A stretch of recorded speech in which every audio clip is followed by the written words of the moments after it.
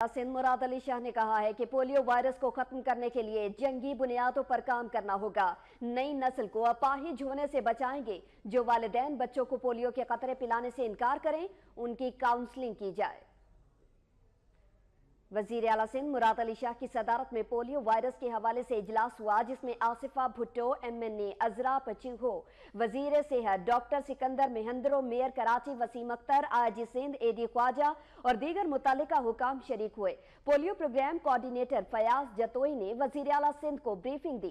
انہوں نے بتایا کہ اس سال سندھ میں کوئی نیا پولیو کیس سامنے نہیں آیا، تاہم کراچی میں مچھر کالونی، چکرا گوٹ، سہراب گوٹ میں اب بھی پولیو وائرس موجود ہے۔ انہوں نے بتایا کہ کراچی میں 80,000 سے زائد بچے انسداد پولیو ویکسین نہیں لے سکے۔